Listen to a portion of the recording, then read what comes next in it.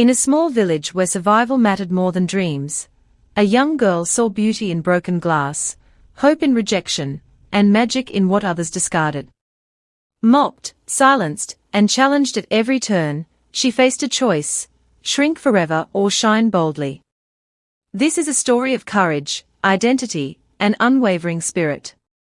Welcome to frankistories. Equal Village doesn't reward dreamers. It rewards survivors. Tying her daughter's wrapper tighter. It rewards survivors. Chisom looked down at the tiny beads in her palm. Maybe I can be both. Their hut was quiet except for the sound of hunger. Her father cleared his throat. Your aunt agreed. You'll stay with her. She can pay your school fees. Will she like me? Just don't give her trouble. Will she like me? Chisom asked softly. Her mother forced a smile. Just don't give her trouble. That was how Chisom found herself standing before Auntie Becky's tall cement house. So this is the girl? Auntie Becky said, arms folded. I hope you came to read books, not bring village laziness. I came to learn, Ma, Chisom replied. From behind the curtain, a girl stepped out. I'm Favor, she said, eyes scanning Chisom's worn slippers. Try not to embarrass us.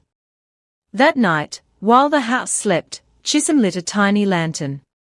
From her small nylon bag, she brought out her beads. Click. Thread. Twist. Someday, she whispered, you'll see me. But outside the window, unseen eyes were already watching. What is that light? Auntie Becky's voice thundered. Chisom jumped, hiding the beads under her pillow. Auntie Becky pushed the door open. Are you studying or wasting kerosene? Studying, Ma.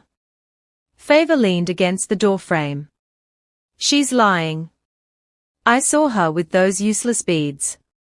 Auntie Becky yanked the pillow away. Beads spilled onto the floor. Are these what will feed you? She snapped. They are not useless, Chisom murmured. What did you say? They are art. Favor laughed loudly. Art? In Ikwo. The next morning, the beads were gone. I threw them away, Auntie Becky said flatly. Next time, I won't be so kind. But that afternoon, by the river, Chisom met old Mama Ijeoma. Why are you digging through sand, child? The old woman asked. I am looking for broken shells. Mama Ijeoma smiled. Ah, you're the one who sees treasure in trash. Chisom froze. You've heard. In villages, talent travels faster than gossip, the woman replied. Be careful. Not everyone celebrates light. And from across the riverbank, Favor watched. You went to the river again? Favor asked that evening. Chisom kept quiet. I know what you're doing, Favor continued. You think you're special. I don't think I'm special, Chisom said calmly. I just love it. Favor's voice sharpened. Love doesn't pay school fees.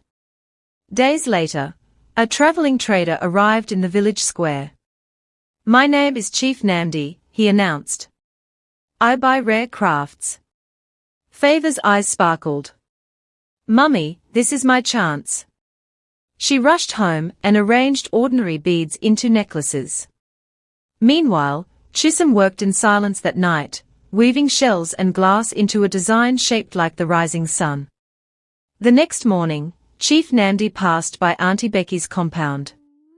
He stopped. What is that hanging by the window? Everyone froze. Favor stepped forward. I made it. But the trader narrowed his eyes.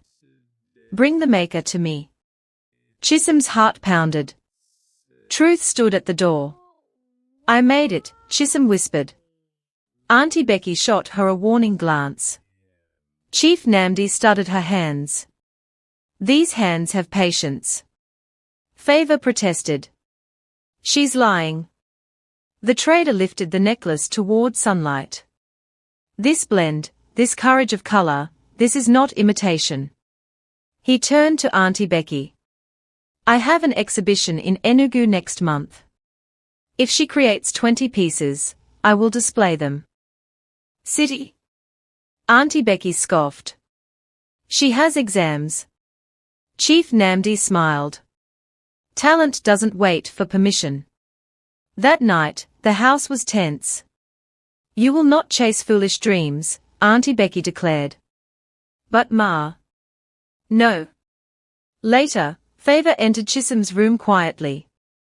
If you go, she said coldly, don't expect me to help. Chisom met her eyes. I never asked you to. Outside, thunder rolled. A storm was coming, inside and out. The next morning, Chisom searched under her bed. Her bead box was gone. Auntie, have you seen? Yes, Auntie Becky replied without looking up. I locked them away. Why? Because I am tired of feeding ambition that will shame this house. Favor smirked. Maybe the city man has already forgotten you. But that evening, Chisom overheard Auntie Becky speaking to a neighbor. That trader. He deals with big people. What if this girl embarrasses us? Chisom's chest tightened. Later that night, a small stone tapped her window. It was Emeka, the blacksmith's son. I heard about the exhibition, he whispered. If you need wires, I can help. Why would you help me? He shrugged. Because Ikwo needs something new. Hope flickered again. But from the hallway, Favor had heard everything. Where are my threads? Chisom gasped the next day. Her small bundle of materials had disappeared. Favor leaned casually against the wall. Maybe rats like art too. You took them. Prove it. Chisom clenched her fists. Why are you doing this? Favor's voice trembled slightly. Because everything has always been mine. That afternoon, Mama Ijeoma approached Chisom quietly. Take these, she said, handing her old coral beads. They belong to my mother. Chisom's eyes widened. I can't. You can. Let Ikwo see beauty again. Meanwhile, Favor secretly tried copying Chisom's design. But the colors clashed. The pattern felt empty. She threw it aside in frustration. Why does hers shine? She muttered. And jealousy deepened into desperation. Dark clouds gathered. Bring in the clothes. Auntie Becky shouted. Rain fell violently, flooding the compound. Chisom ran to retrieve her hidden bead box near the fence. No, she cried as muddy water swept it away. Her finished pieces floated, then vanished. She fell to her knees in the rain. It's over. Favor stood under the shelter, watching. Something twisted in her chest. The next morning, villagers arrived. Emeka brought wires. Mama Ijeoma brought shells. Even Chief Okafor, the village head, said, let the child try again. Favor hesitated, then stepped forward. I saved 2 pieces, she said quietly. Chisom looked up, stunned. For the exhibition, Favor added softly. And for the first time, they worked side by side. 3 days left, Emeka said, dropping a small bundle of polished wire on the table. If you're going to shock the city, now is the time. Chisom didn't look up. I don't want to shock them. I want them to feel something. Favor folded her arms. Feel what? It's just beads. Chisom paused, then held up a half-finished necklace. It's not just beads. It's broken glass that survived being stepped on. It's bottle caps that were thrown away. It's proof that nothing is truly useless. Favor's expression flickered. Outside, thunder rumbled again. Auntie Becky stepped into the room. You're still awake? Yes, Ma, Chisom answered carefully. And your schoolwork? I finished it. Auntie Becky studied the designs spread across the floor. For the first time, she didn't insult them. City people are not village people, she said quietly. If they laugh at you. They won't, Favor interrupted suddenly. They can't. Chisom looked at her, surprised. That night stretched long. Fingers moved quickly. Thread tightened. Colors blended like evening skies. At dawn, Chisom arranged the 20 pieces in a neat line. Her hands trembled. Whatever happens tomorrow, she whispered, I created something real. Auntie Becky stood at the doorway, watching silently. And for the first time, she did not see a burden. She saw possibility. The exhibition hall in Enugu was nothing like Ikwo village. Bright chandeliers glowed overhead. Glass tables sparkled. Women in elegant dresses moved from stand to stand, whispering in polished English. Chisom's hands felt suddenly small. Stand straight, Chief Namdi murmured beside her. Talent should never bow.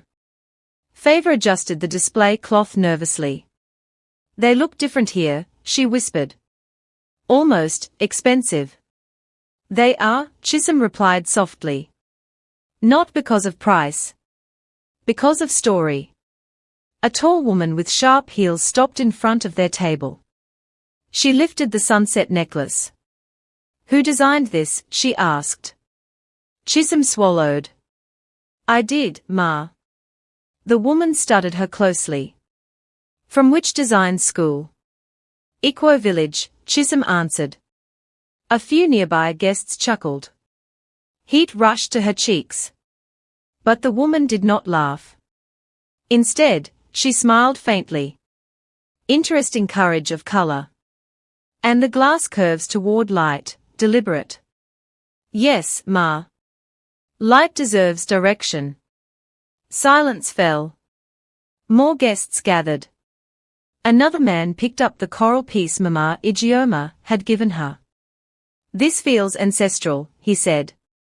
It is, Chisom replied. It carries memory. Favor stared at her cousin in disbelief. Whispers began spreading through the room. Who is this girl? From Ikwo, they said. Chief Namdi leaned closer. Do you hear that? Chisom nodded slowly. For the first time, the city was listening. And the doors of possibility were beginning to open.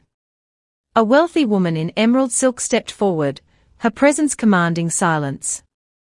I'll buy all 20 pieces, she said smoothly. The room froze. All of them? Chief Namdi asked carefully. Yes. Name your price. Chisom's heart pounded violently. 20 pieces. Gone in one sweep. Favor grabbed her arm and whispered, say yes. This is it. But something felt wrong. The woman examined the sunset necklace again. You're very talented, she said. With proper training, branding, and city refinement, you could be extraordinary. I'm listening, Ma, Chisom replied cautiously. I want exclusivity. You design only for my fashion house. No village stories. No rustic identity. We modernize you. The word hung in the air. Modernize. Chief Namdi's expression tightened. That was not our agreement. The woman waved him off. I am offering the girl a future. Favor's eyes sparkled. This is bigger than Ikwo. But Chisom's fingers slowly curled around the coral piece. No village stories, she repeated quietly. Yes. Reinvention is necessary. Silence stretched. Then Chisom lifted her chin. My designs breathe because of where I come from, she said steadily. If I remove Ikwo, they stop breathing. A few guests murmured in surprise. The woman's smile thinned. Are you refusing? Chisom's voice trembled, but held firm. I will sell my work, she said. But I will not erase myself. The hall grew very still. And the real test had just begun. The wealthy woman's heels clicked sharply against the marble floor. Very well, she said coolly. Pride is expensive. She turned as if to leave. The hall buzzed with whispers. Favor leaned in urgently. Chisom, what have you done? That was everything. Chisom's throat tightened, but she didn't move. Chief Namdi folded his arms calmly. Sometimes walking away builds louder respect than begging. Just as the woman reached the door, another voice spoke. Wait. A middle-aged man with round glasses stepped forward. I represent the National Arts Council. The crowd parted slightly. I've been listening, he continued. Young lady, your refusal tells me more than your designs. Chisom blinked. Sir? We sponsor indigenous artists who preserve cultural identity. Your work carries narrative depth. That is rare. The emerald woman paused, watching. The man adjusted his glasses.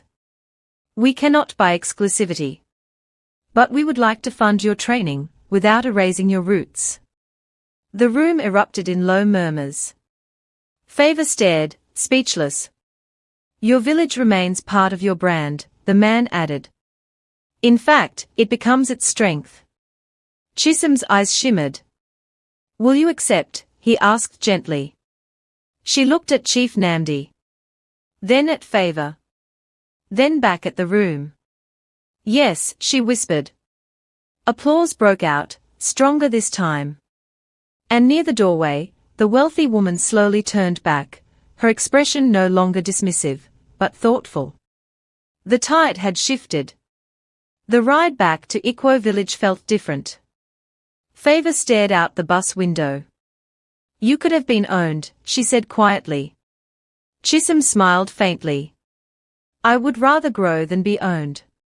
When they arrived, villagers gathered quickly. Well? Mama Ijeoma called out. Chief Namdi stepped forward proudly. Your daughter has made Ikwo known.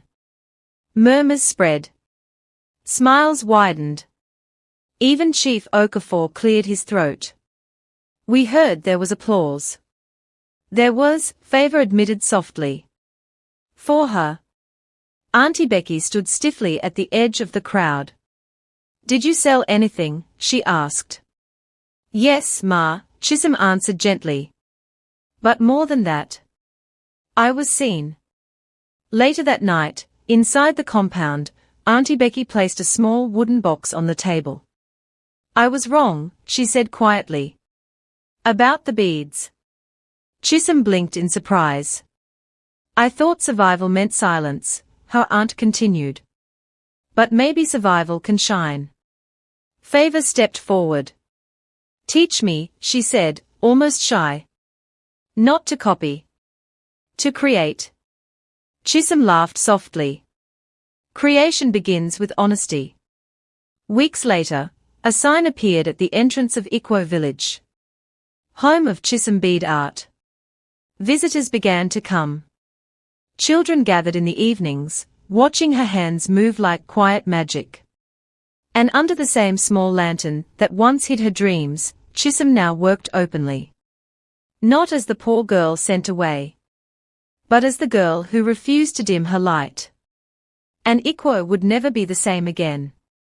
Thank you for watching Frankie Stories. Please give us a like, comment and subscribe. Until next time, we love you.